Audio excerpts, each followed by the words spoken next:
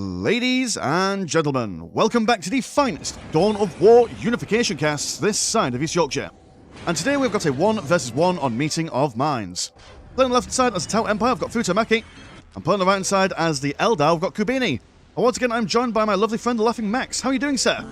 Hey, I'm doing great. I'm looking forward to this game. Looking at the openers and everything looks promising. These guys, Kubini and Futomaki, are, I think, friends, playing a lot against each other, and yeah, that's going to be a decent game, I suppose. Definitely, an Eldar versus Tau. There's always lots of things going on, especially in the early games. We've got the, imagine we've got a Tau Fire Commander, or what's it called?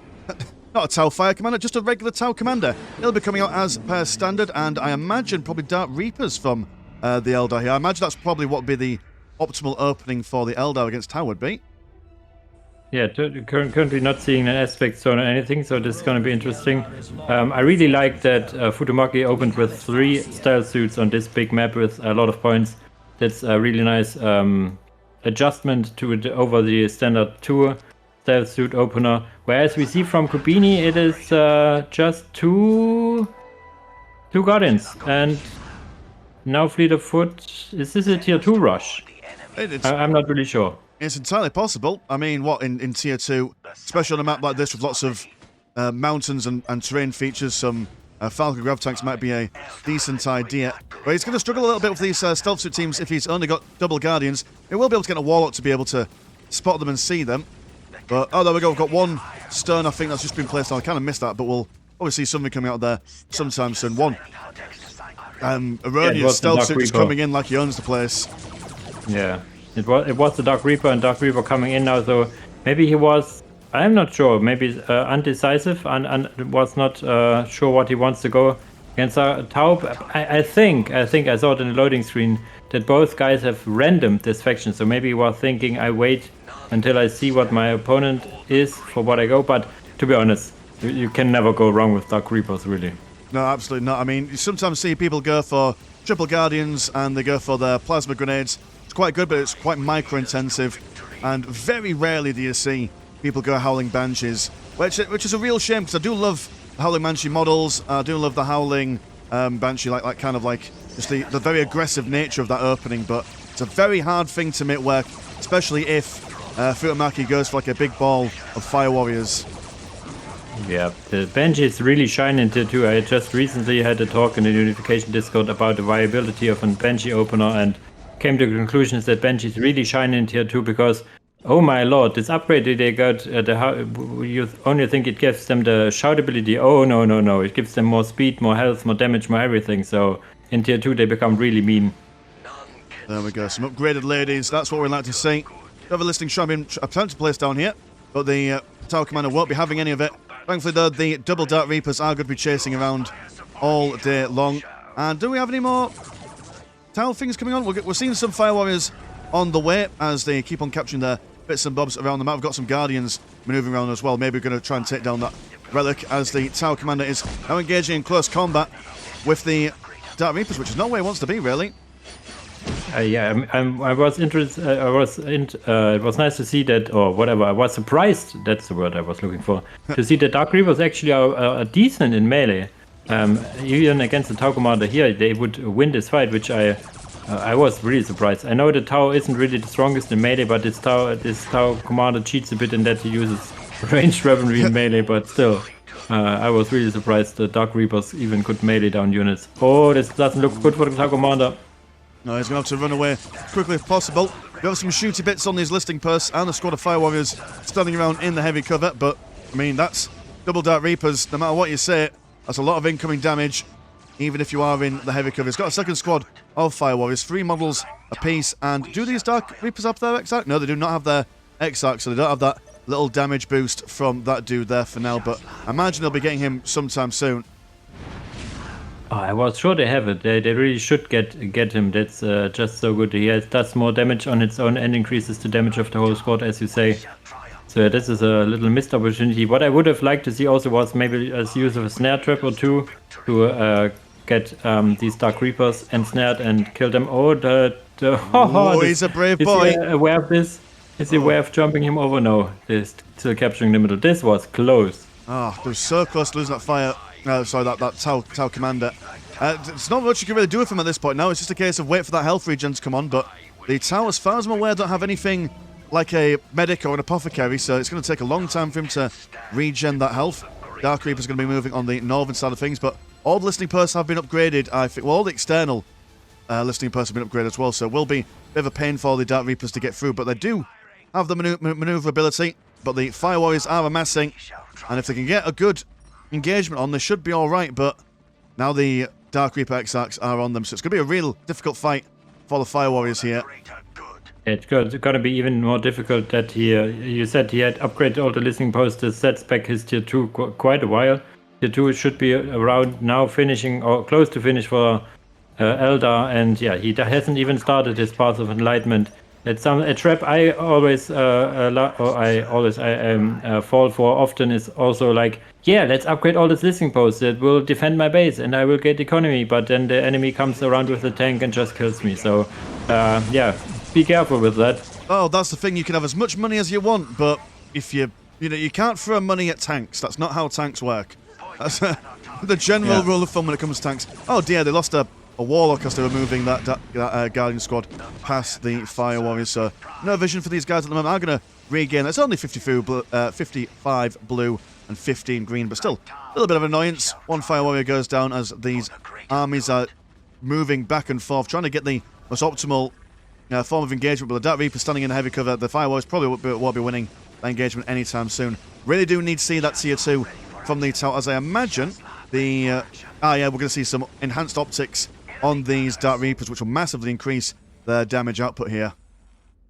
Yeah, what I really would have liked to see from Kubini, as he has the map control, especially as the southern side with all his Dark Reapers, he's adding more and more generators in his base. Get a little cocky and get the Slack deposit, and then you get really ahead on Meeting of Minds. If you are fast teching, if you have map control, always try to get for 1 or even 2 of these Slack deposits. They pay for themselves so freaking fast, and then you have so much green money to either tech up or get vehicles out or all the upgrades or even all together. Oh, totally. And like with the Eldar and their fleet of foot, it's not like as if they'll find it difficult to defend it. Because, I mean, it'll just take them about maybe 10 seconds to come back over if they're on the southern side and they've captured the northern slag deposit. I mean, Tau would have a little bit more of a difficult time in defending. But then, like, I can't remember if I'm not entirely sure, because I know that in vanilla, Tau don't have any turrets. And to have turrets for Tau in Unification, you need to put a special map or a special match condition on. I don't know whether they've got that activated for them, but if they do, then that might help the Tau defend their bits and bobs easily. But to be fair, you don't really normally see too many turrets around the side deposits anyway for either kind of team here.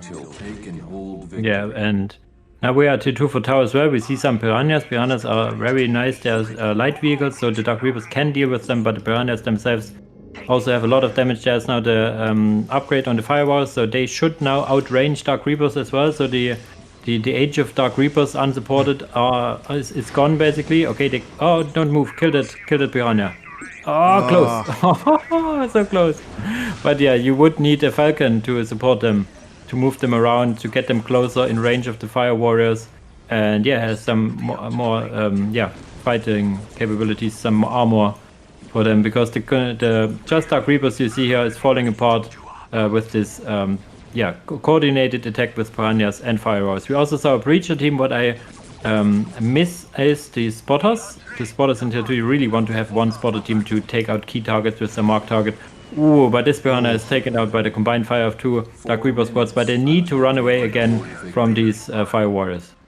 Absolutely, and I mean, it's interesting I've gone for shield drones. I've gone for 1 shield drone and 1 Fire Warrior Chasseur. Normally we'd see double Chasseurs just for that additional damage, but I suppose a shield drone on them should help them do a bit of back and forth with the Dark Reapers. Also got those, like you say, Fire Warrior Breachers moving straight forward with their knockback on those shotguns. But they need to move and make sure that these Fire Warriors are supporting them, as the Fire Warrior Breachers won't be winning that engagement alone. Thankfully, they do manage to push back the Dark Reapers a little bit, and the first Falcon Grav tank of the game is on the way. We'll be going for a second one as well when that webway gate has been finished. Big firefight going on in the middle here. Both teams firmly within the heavy cover, and there's only one little model. Well, never mind me. There's 2 little models on one of the Dark Reaper squads, but they're falling thick and fast at the moment.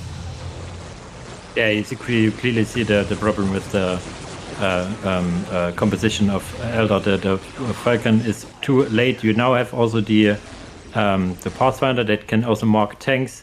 Anti-vehicle is there in the sense of the stealth suits. They need to be a little bit cautious if there are some warlocks around, but other than that, this is your anti-vehicle. That's the only thing that is missing from the composition is some anti-vehicle, and some more stealth suits would solve the issue here. But you see, enough fire warriors can even take down a craft tank over time. That's it. If you're new to Unification, you're not entirely sure what race or what faction to go for, Tau, just buy all the fire warriors, get the pulse rifle upgrade, and then just roll over people for mass of fire warriors. But yes, so what would be the plan for the Eldar at this point? I mean, what are you going for? You're going for a couple of warp spires. Warp spires have got the heavy infantry, able to reposition themselves, do a lot of damage, especially if they're able to focus fire on people. But we're approaching that critical mass of Tau at the moment, where even if you do have a good composition, just sheer amount of them will be almost unassailable at this point. Yeah, he's marking the Dark Reapers, which I do not like. He marked the Falcon tank. The Reapers are not an issue here. It's the tank. You see on the other side also the Piranha upgraded with the Fusion Blaster, dealing with this Listening Shrine, and now the stealth team coming also as well. So he has like two pronged attacks, which I really like, taking down this LP2 on this side, taking down the LP2 on the other side. So there's a lot of economy going down for Eldar, but I see a War Walker, and I really like this guy. And also the Warp Spiders you mentioned, they are a total counter to this composition. It's only infantry here, and if there's one thing Warp Spiders are good against, it is infantry. So this is going to be maybe a little comeback over here. Let's see. Fingers crossed. I mean, he's got that second squad of Dark Reapers. The moment you get all three Warp Spider squads out, it's they do a hell of a lot of damage. And like, oh my goodness, it's a murderer. Absolute murder on the dance floor here, as almost a whole entire squad worth of Tau go down to support of that Fire Walker. Sorry, that not Fire Walker, just a War Walker. I'm getting my factions mixed up here. But now, as the Tau try to run away, the Eldar using their maneuverability, kind of catching them in this wall of death, I suppose, as they attempt to run away back to safer ground. But the Eldar are not letting up, just killing them one by one as they retreat away. Yeah, this is painful. Exactly what you said. The maneuverability of the Eldar plays into their favor here. So you would like to see, vehicle beacon and some devilfishes, with which you have retreated way more painlessly to devilfishes. Everybody hops in, and then you skirt on out, even undetected if there's like no warlock around or anything. So that could be a thing. But yeah, the Piranhas will not cut it against so much combined fire. Piranhas, as I said, are light vehicles, and light vehicles will be taken down if there's enough fire on it. The Falcon is a medium vehicle, but still, even if it's marked, it will get killed at some point. That's it. The Tau hoping to funnel the Eldar into this narrow corridor here, although I don't know if that's going to make all that much of a difference, but they seem to have reinforced themselves a little bit. They are taking down a couple of Fire Warrior... Bloody hell, this is really frustrating. Not Fire Warriors, Warp Spider models down there, but they have managed to maneuver on the southern side to try and focus on the listing post. While all this is going on, the stealth suit team are still on the northern side decapping stuff, but I imagine they probably want to come down south at some point just to help take care of this War Walker. From the vehicle beacon, we are seeing a couple, in fact, all three Devilfish troop carriers being spawned forward at the moment. At the moment, the Eldar don't have anything that's anti-vehicle here, so that will at least slow, well, in theory, it should slow them down at least a little bit here. Yeah, we are currently looking at the economy. It's 140 and 66 against 80 and 66, but there's a 1.5k green float for Eldar, so make use of it, get some economy upgrades. I noticed while we are talking about the fights that Tau got both economy upgrades already, so if he can defend it, he will have a good economy. And yeah, it's nice to see these devilfishes now out, because there's no real... Okay, there's an Harlequin. I was saying there's no detection, and they're immediately proving me wrong. There's an Harlequin, but if the Harlequin, this lady, moves in too close like that, she will just be pushed over, I guess. So there goes your detection. Well, it was nice to be able to see things for a brief amount of time, but good night, sweet prince. Yeah, that Harlequin, it's going to be really hard to keep those ladies alive in a firefight such as this. We'll have to swap over back to the tower so I can actually see the damn Devilfish troop carriers.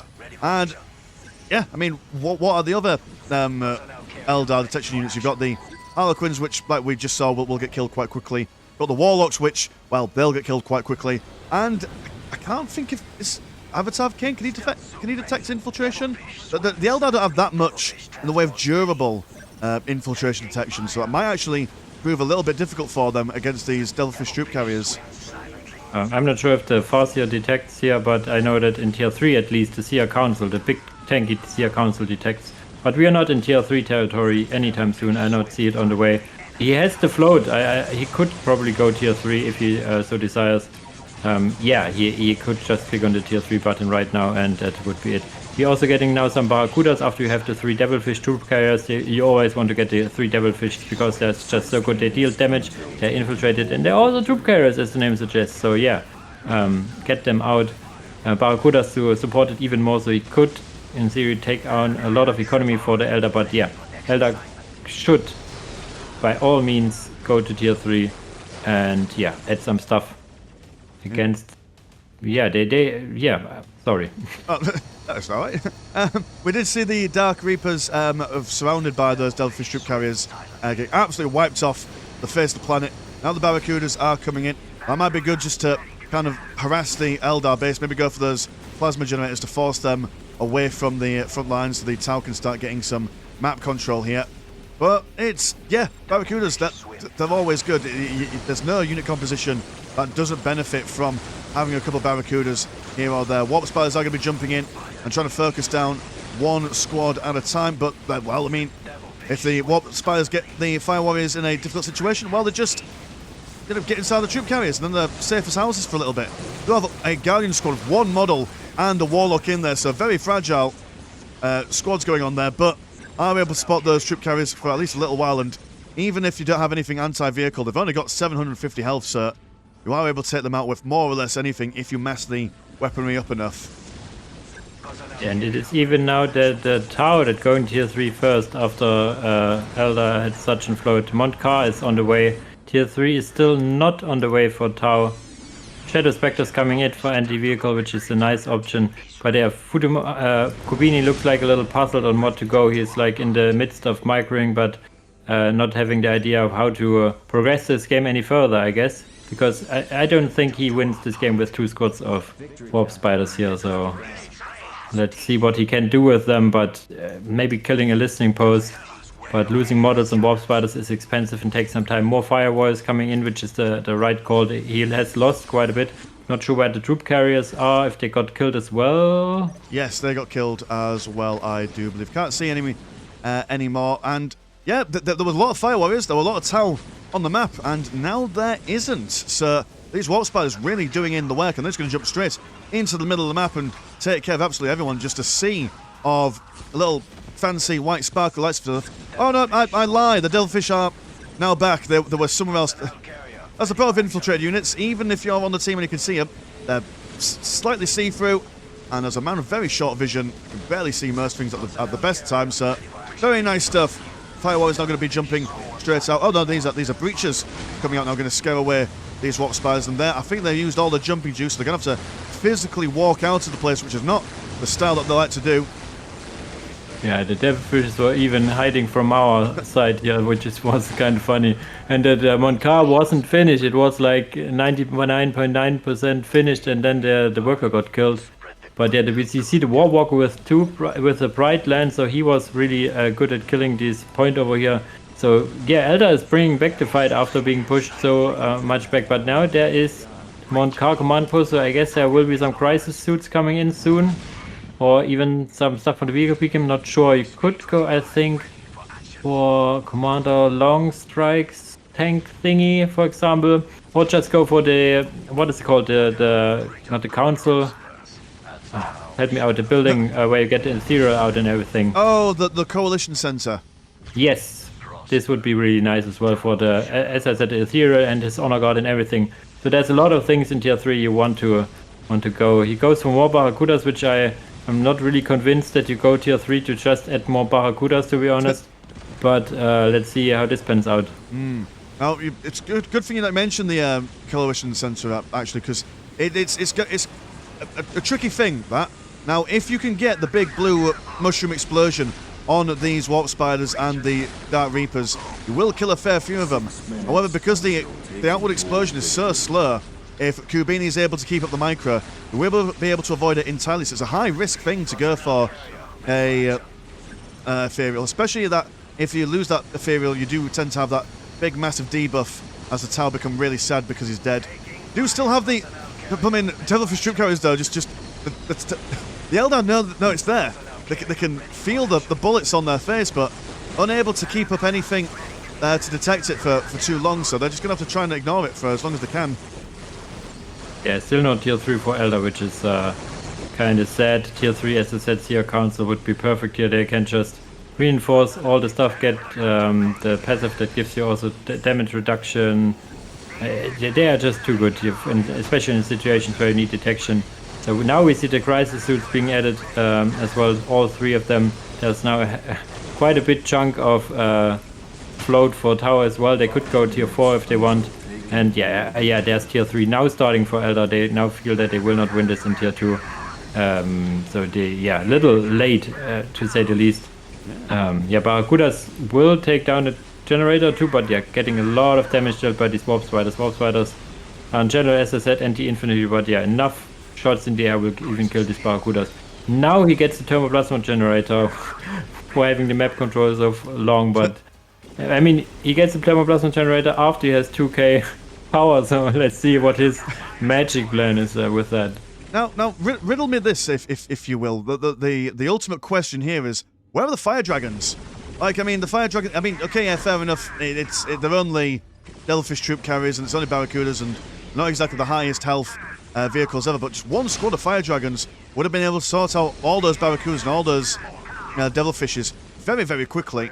Even if you've only got the vision and the stealth detection to last for a little while, as your models are quite fragile and stuff. I mean, you'll be able to take out the vehicles very quickly if you had one squad there. I mean, we've got the Shadow Spectres, but we haven't really been seeing them being used against the vehicles all that often in this engagement so far. Yeah, he has added the Shadow Spectres way too late, you're right. As soon as you see vehicles, you want to get the Shadow Spectres because they're just so good. Fire Dragons you will add after the Shadow Spectres if you need even more anti-vehicle. But you're right, he has no real anti-vehicle, completely relying on anti-infantry warp spiders to kill the vehicles, to be honest. But now we have, is this all 3 squads or is it just 2 squads? I think it's 2. No, I'm not sure. Can I count 1, 2? So 2 squads of Crisis battle suits now coming in, fully reinforced. Can get the repair drone as well. And they get Flamers. Interesting. Well, I suppose, I mean, the Eldar don't have that much in the way of vehicles at the moment. I mean, I would still probably like to see the missile pods on them anyway, because you're inevitably going to see some sort of vehicle stuff from the Eldar. At least I'd hope you would, unless Kubini has said, right, okay, well, we're just going to, because of these blooming stealth suits. And maybe that's the idea. Maybe because he's struggling to detect anything, that if he goes for too many vehicles, then those stealth suits will be a major problem for him. So just focusing on the infantry side of things might be beneficial for him, for at least for now. But it will have to eventually, once his squad cap starts getting up. I mean, what's he on at the moment? 11 out of 13. So we'll need to do something. Oh, we are seeing it. Phoenix Lord. I can never pronounce his name. Malgan Ra on the way. So that's quite interesting. But does he still have Dark Reaper? Yeah, one squad of Dark Reapers that gets cornered as we speak. Oh dear. He needs to rebuild that.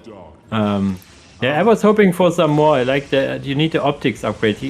I mean, he swims in money. Get all the upgrades from the Soul Shrine. Get the freaking Warlock squad that's really, really tanky and gives passive bonuses and stuff like that. Spend your money. Even get tier 4 if you're in doubt. You know, spend your money. That's it. There's no point in putting it in an investment bank. You're not going to be paying a mortgage with this. You've got to spend it. That's the whole aim of the game here. And with the sheer amount of Crisis battlesuits, actually, they're quite slow, even if they do have a jumpy thing. But once they jump in, that's it. And my goodness, those Flamers do more damage the closer they get. And the morale being broken more or less instantly. Malgan Ra is in there, but he's got no Dark Reaper friends. And if you stick him in a fully upgraded squad and fully reinforced squad of Dark Reapers, they can basically melt through the majority of things, even if it's like a medium armoured kind of vehicle. But on his own, a little bit of a wet noodle. Needs some friends to back him up there. Yeah, he really enables the Dark Reapers then. He enables them to fire on the move. He increases their damage by, like, I think I calculated it one time, 66% or something really weird. You can even let them on Fleet of Foot, because Fleet of Foot is the downside that it will reduce your accuracy on the move, but he gives you perfect accuracy. So this fast Dark Reavers that can fire on the move and kill everything. This is something stuff of nightmares. So we need to see some Dark Reavers for him. Yeah. And so, I mean, they're doing all right. They're kind of like decapping the strategic points outside. I mean, what his economy is at the moment? It's 142 and 11 compared to 160 and 57. But at this point, everyone's floated to so much that any kind of like economic damage, it won't initially hurt them straight away. We'll probably feel the effects later on as they start spending their money. But yeah, we need more money, more green money for Futomaki, and more blue money for Kubini, I think, in these situations. Oh, got a thermoplasma generator. Has been spotted by the Shadow Spectres and will be potentially taken down as the Eldar are still in the centre of the map. But still, it's hard to know who's really coming out on top of these engagements so far. Yeah, they're just fighting in the middle. No real damage done in their bases. Yes, the outer points got killed, but also got retaken. This thermoplasma generator, while it looks like a waste, even if it's live only, I think 30 seconds or something, it already paid for itself. So there's no way you do not want to get it. Tier 4 is finished for Eldar now. He gets now some Fire Prism aspect stones. Tier 4 is now started for Tau, so maybe we see some Tier 4 battles coming in. The Tier 4 for Tau is fearsome with the big battle suits. Tier 4 for Eldar is because of the Fire Prism. And they now just infiltrated their building, so I cannot see. It's the warp, because I warp spider thingy, and you could go. I mean, there's nothing wrong with an avatar, right?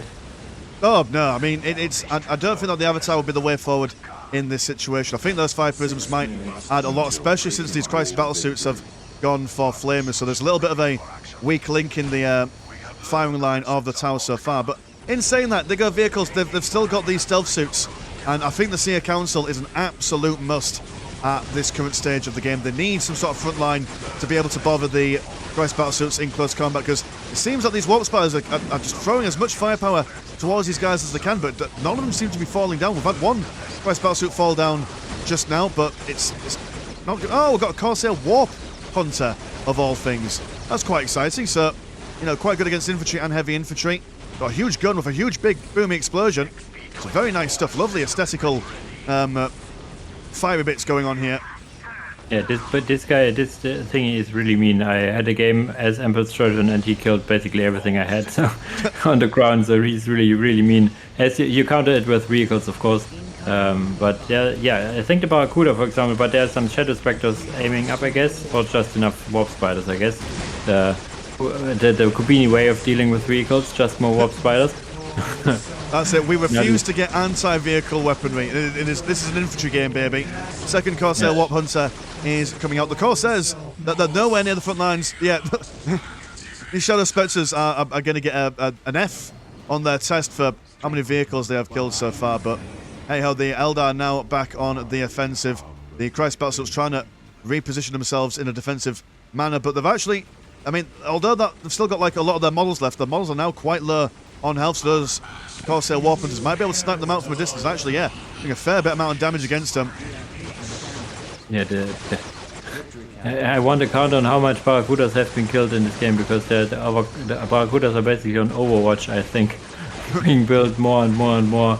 Yeah, but you see, as you say, that of course the Warp Hunters are really good against these Crisis Suits, and yeah, some missile pods would be really nice, huh? After all, so let's see. But yeah, still Morgan Ra is on his own. It would be so cost efficient to give him some Dark Reavers, but there's a big. I do not know who is firing at which at this spot. There's so much going on. There's a Corsair Warp Hunter. There's some Barracudas on the side, Warp Spiders, the Crisis Battle Suits jumping away, even a Devilfish Troop kayak firing in from the side. I have no idea what is going on, but a lot of dead Crisis Battle Suits I see on the ground. Like, I mean, the Crisis Battle Suits, their day is over, I think. There's so much anti-heavy infantry now for the Eldar rocking around that they've got to kind of switch up their compositions at the moment. I mean, I can't remember the big Crisis Battle Suits like the Riptide. I think they're still technically heavy infantry, so don't know if that's the way forward for them, but definitely need some more vehicles that aren't Barracudas and that aren't Devilfish Troop carriers. I mean, what's the...